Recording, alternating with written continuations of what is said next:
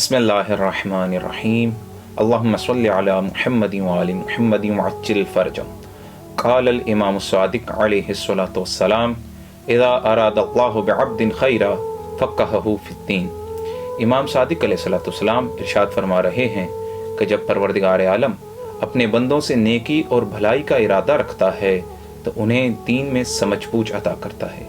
दीन में समझ बूझ यानी क्या? यानी हलाल और हराम की मारिफत, वाजिब और हराम की मारिफत। परवरदिगार आलम हमें इन मारिफतों के ज़रिए अपने से करीब करना चाहता है। लिहाजा इस माह मुबारक रमज़ान को परवरदिगार आलम ने बेहतरीन ज़रिए कुर्बत करार दिया और इस माह में सबसे ज़्यादा जो बाइसे कुर्बत खुदाबंदी है वो रोज़ा है। और रोज़े की मारिफत के लिए सबसे पहले हमारे लिए ये जानना ज़रूरी है कि क्या क्या चीज़ें हैं कि जिनसे रोज़ा बातिल हो जाता है।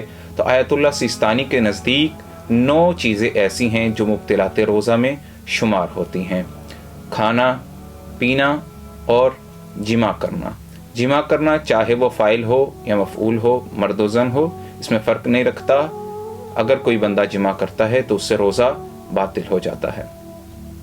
खुदा, रसूल और आइम्मा से कोई बात झूठी मंसूब करना, यानी अगर कोई हम उन परवरदिगार आलम की निस्बत या रसूलुल्लाह की निस्बत या आइम्मा की निस्बत कोई बात करते हैं और वो सरासर झूठ हो तो इससे हमारा रोज़ा बातिल हो जाएगा। और इसके बाद इंजाले मनी, यानी मनी को खुद खारिज करना।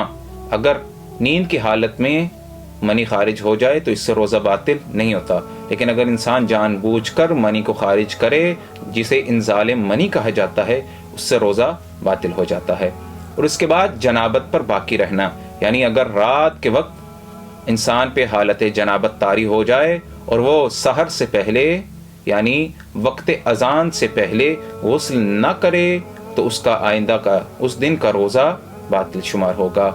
और इसके बाद किसी भी माए चीज़ से हुकना या अनीमा लेना, ये रोज़े को बातिल कर देता है। और जानबूझकर कै करना, उल्टी करना, ये बाइसे इब्ताल रोज़ा है, यानी ये चीज़ रोज़े को बातिल कर देती है। अगर खुद ब खुद कै उल्टी आ जाए तो उससे रोज़ा बातिल नहीं होता।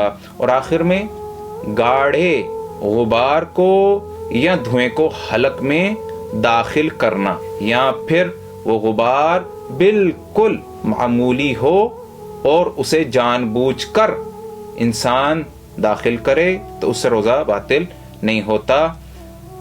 ये तमाम मुब्तलात रोज़ा थीं। परवरदिगार आलम से दुआ है कि हमें इस माह मुबारक रमज़ान में रोज़ा रखने की और तमाम मसाइल रोज़ा को जानने की तौफीक अता फरमाए। अस्सलामु अलैकुम व रहमतुल्लाहि व बरकातुहू।